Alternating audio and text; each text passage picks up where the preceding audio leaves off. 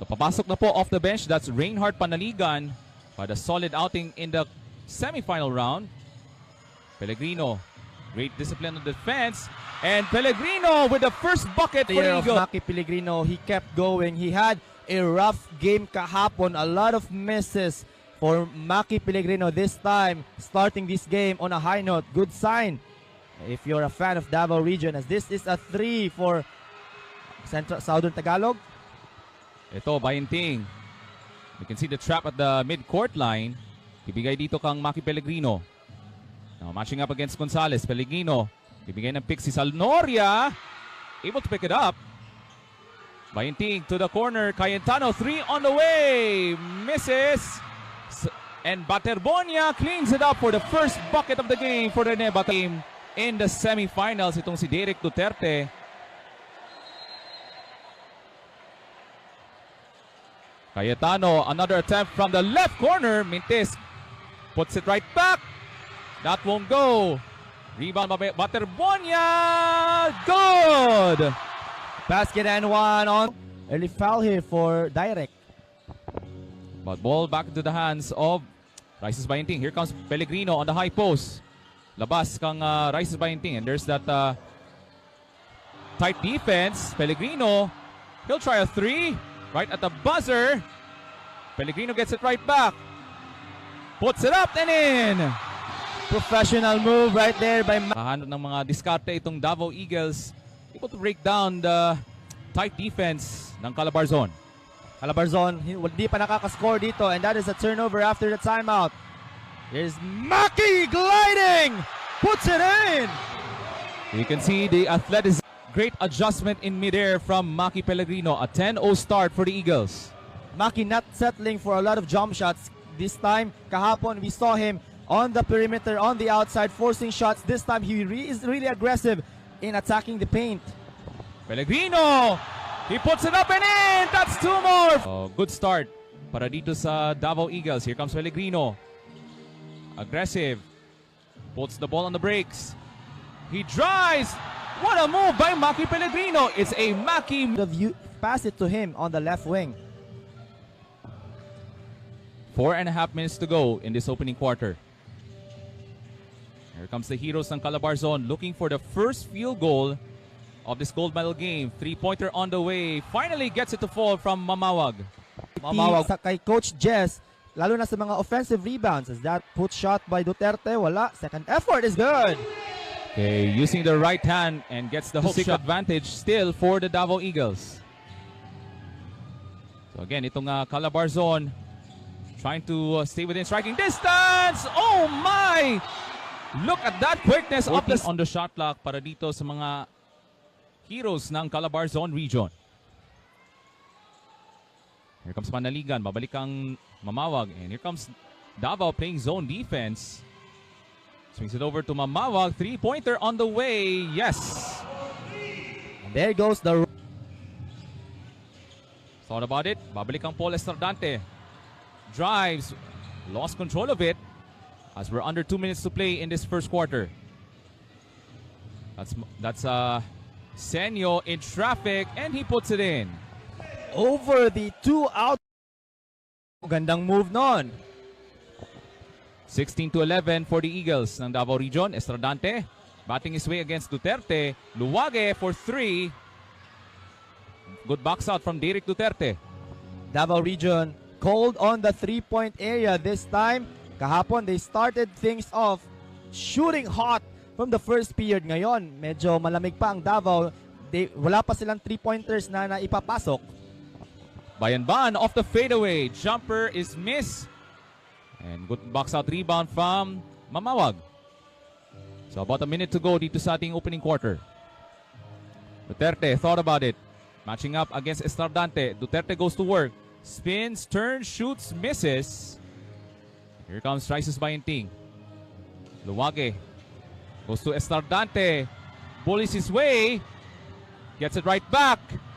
And puts it in. Second effort there for Paul Estandarte. Sa pagitan ng Davao Eagles, they're having some struggles from the 3-point line pero they're still ahead by 6. Yep, strong start by Davao Region led by Maki Pellegrino. Where would they go without Maki? And they get a steal here, but Calabarzon was really able to pick up their good momentum, especially on the latter stages. Luwage, three-pointer, got it. That's the first three-pointer in the second quarter for the Eagles. Yeah, second quarter, first three-pointer. And medyo malamig ang Davao on the outside. Itong Calabarzon, they already have 2 3-pointers courtesy of Mamawag. Now 10 to work with para dito kang panaligan. Luge from the foul line on the way and one. Si Luge, isa din siya sa mga key guys ng Calabarzon as we've watched him masterclass of this coaching performance. Luge off the inbounds. 3 is short. Rebound, loose ball. Mapunta kang panaligan. Another attempt. Mamawag on the way and hits it. Third triple of the game para kay Mamawag. Cuts the lead to single possession. This is Calabarzon, an opportunity to tie with a 3, or they can cut the deficit to 1 in the early portion of the second quarter. Lugi off the spin. Shot is no good. Wala mapunta kang Derek Duterte. And Baterbonia able to bother the shot, but they still have the ball with 7 to shoot. Duterte pops out. Down to 3 seconds. On the move. Shot is good. Derek Duterte taking Matt Cayetano to school. In the way for the Eagles ng Davao Region. Baterbonia gives it up to Maki Pellegrino. An outstanding first half so far for him, but he needs to step it up as they're only up by 2. Three-pointer, good. First 3 for Maki, second one for Davao Region off the pick. Holding on to a 1-point lead. Luwage, feet set. 3 is missed. And here comes Adrian Senio with the basketball. Another opportunity for Calabarzon to take the lead for the very first time. Mamawag siya magdedirekta ng traffic dito. Swings it over. Mamawag off the catch. Feeds Valencia. Tough turnaround shot. Gets it to go. And Calabarzon now has the lead by 1. In this unique 1-2-2 zone. Now they switch to 1-1-2. What a block! Pangalawang block na yon. Mamawag on a fast break. He takes it. The tip is up and in from Valencia. Pro Davao crowd. And the away team. And here's a 3 from Aaron. And knocks it down off the bench. The Magic Bunot doing magic here. Iser from Aaron Bayanban as we're tied at 28.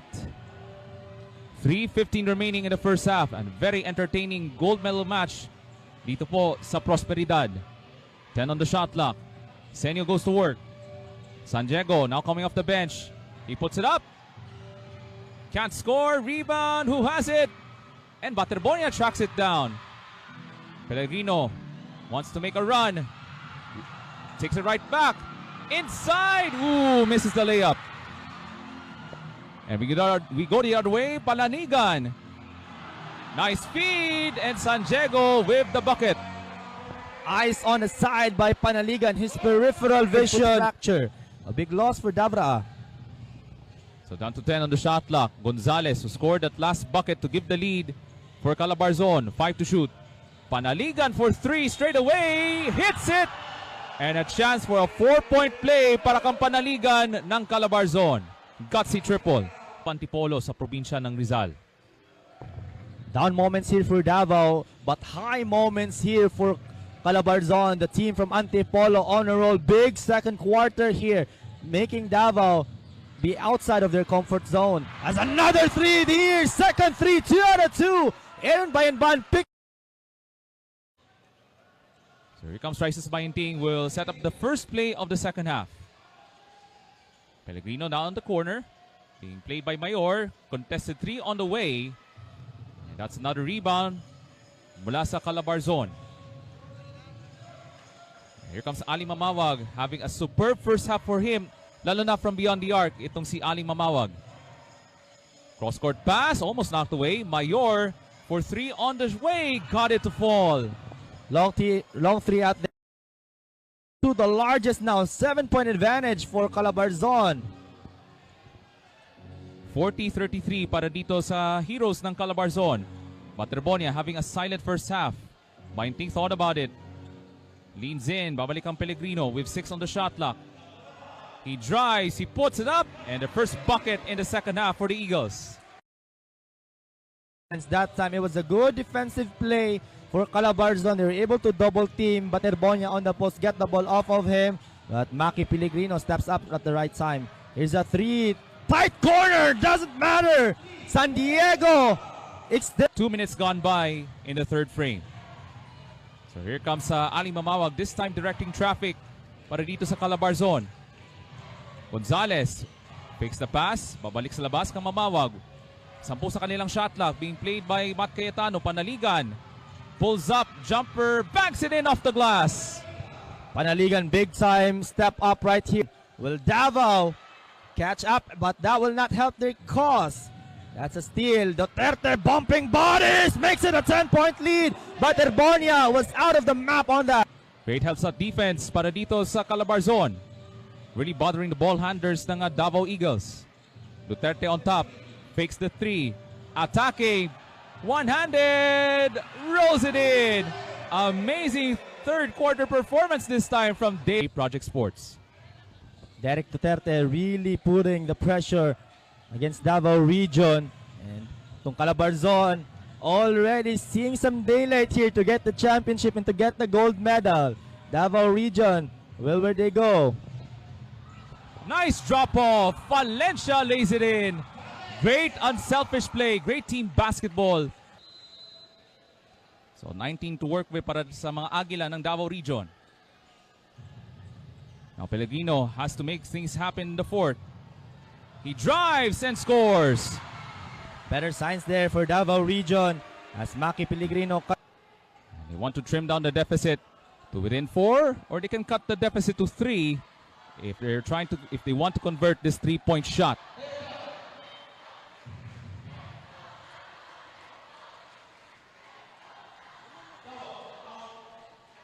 Six and a half minutes to go on this exciting fourth quarter on this race to the gold medal. Pellegrino got it! Big time three from... He'll have to settle things down here para sa kanyang team. Ball into the hands of Mamawag, having a solid outing in the gold medal game. Tightly guarded by Damag. Mamawag, tightly guarded. Inside to Duterte. Having a mismatch against Maki Pellegrino. Duterte, the kick out. 3 on the way. Got it from Panaligan as he silences. Off that curl from the pin down screen. Panaligan silences the crowd. Ball back into the hands of Pellegrino. But he lost it. Fast break, here we go. And Panaligan takes it all the way. Layup is good. And just like that, a quick fight timeout right there by Coach Jasper Magno. He was able to settle the nerves of his team and got back on track. Rises by Thing. Mintis yung tres. Long rebound tracked down by Damag. Bayinting thought about it. Attracting 2 defenders. Pulls up. Another missed shot. Forward pass. Here comes Reinhard Panaligan on the fast break. Fakes and scores. Reinhard Panaligan Off after that run ng Davao kanina. 4 minutes to play in this gold medal game. Must-score situation for the Eagles. Pellegrino. Cayetano for 3 on the way! Wow! From Matt Cayetano. Good find right there. Unselfish play from Maki Pellegrino, finding Matt on his favorite spot on the corner. Big time shot for Mr. Cayetano. 7 to work with. Mamawag on the pull-up. Jumper's good. Quick answer for Mamawag na. Clutch yesterday on their game. 3 3-pointers down the stretch. This time goes for the pull-up. Pellegrino misses. And rebound tracked down by Gonzalez. At bola mapunta kang San Diego. I think Calabarzon will try to manage the clock. Deflected. Knocked away. And here comes Davao Eagles on the fast break. Cayetano, same spot, same result. Down to a 6-point game run. Excellent play there by Rises Bayunting, pushing the action. Seeing Cayetano again, big time clutch 3 down the stretch. From the same spot, same result for Matt. Down to 7 the shot clock. Mamawa goes to work. Kontra kang Luwage. Step back. Three-pointer. That's good! 9-point game. This guy is so clutch. His fourth three of the game. Second basket here in the fourth quarter down the stretch. Maki attacks. And Baterbonia missing the rebound attempt. That's Mamawag all the way for two. Frame. Pellegrino will try a three. This time is short. And another rebound for Calabarzon. And the Heroes are about to sense it here in this final period. Calabarzon sensing blood here. Their bench already starting to have some celebration as this guy has put them away. Mamawa puts it away. Big time. And tournament here for the team from Antipolo.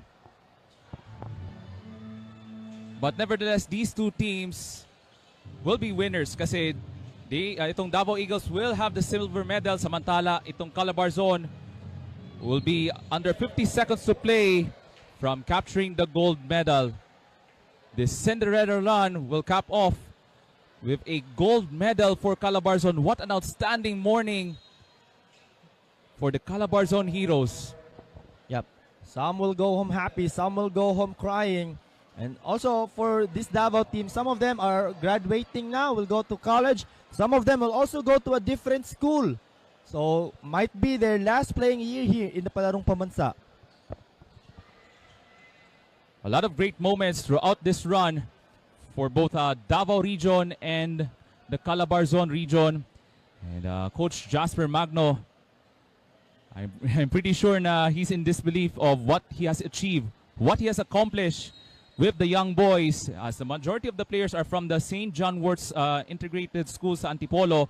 So shoutout natin sa ating mga kaibigan, mga students, faculty and staff of the St. John Worts School sa Antipolo. And they're about to savor this moment for Calabarzon and for the Davao Eagles. It has been a struggle, especially from beyond the arc in this ball game. It has been a different game compared to the semifinals game. Itong Davao Eagles, Ron.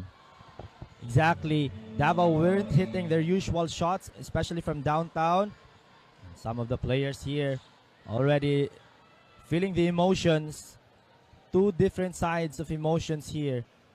But of course, this is sports. May mananalo, may matatalo. Ganyan talaga yung buhay. So yun nga, sabi nga ni Kuya Kim, ang buhay ay weather lang. Might be the champion this year. You're not sure about next year. No one knows about the future. So just keep on going, keep on playing. We will see some players here na maglalaro pa next year. We might not see some also. Here comes Bayinting for three.